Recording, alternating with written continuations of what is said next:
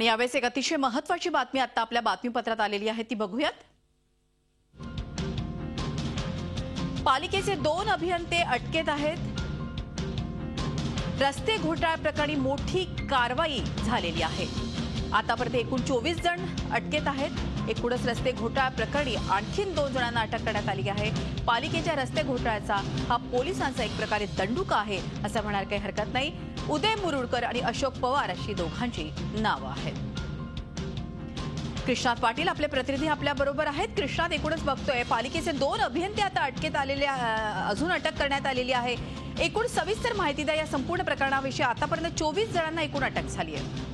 मुंबई महापालिकेच्या 352 कोटी रुपयांच्या रस्ते घोटाळ्या प्रकरणी ही 24 जण अटक सध्या आहेत आणि त्यामध्ये हे 24 जणांमध्ये हे 2 सध्या अटकेत असलेले दिसून येत आहेत। आजच सकाळी ही अटक जी आहे ती मुंबई महापालिकेचे chief engineer, road chief engineer Ashok Pawar आणि त्याचबरोबर व्हिजिलन्सचे चीफ जे आहे ते उदय मुरुडकर अशा दोघांना अटक करण्यात आलेली आहे।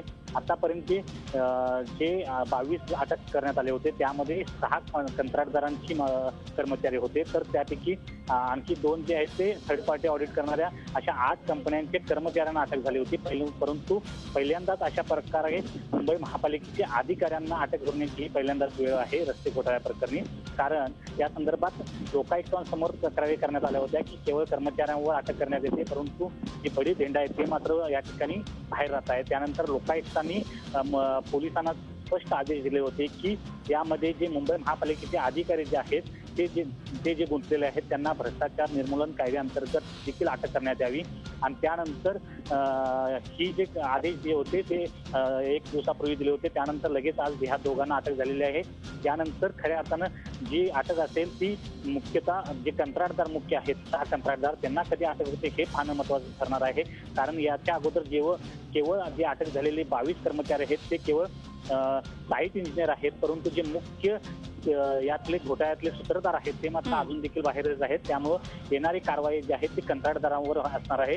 परंतु मुंबई पोलिसांनी त्यांना समन्स बजावलेलं आहे। हे 6ही कंत्राटदार फरारी घोषित करण्यात आलेले आहेत। धन्यवाद कृष्णात, ही माहिती दिल्याबद्दल। कृष्णात पाटील आपले प्रतिनिधी आपल्या बरोबर होते। एकूणच आपण बघतोय मुंबईतील रस्ते घोटाळ्या त्या संदर्भात पोलिसांचा आणखी 2 जणांवर दंडुका आहे। आपल्याला माहिती आहे की या रस्ते घोटाळ्यामध्ये अनेक जण अडकलेले आहेत। आतापर्यंत 24 जणांना अटक करण्यात आली आहे। झी 24 तास रहा एक पाऊल पुढे।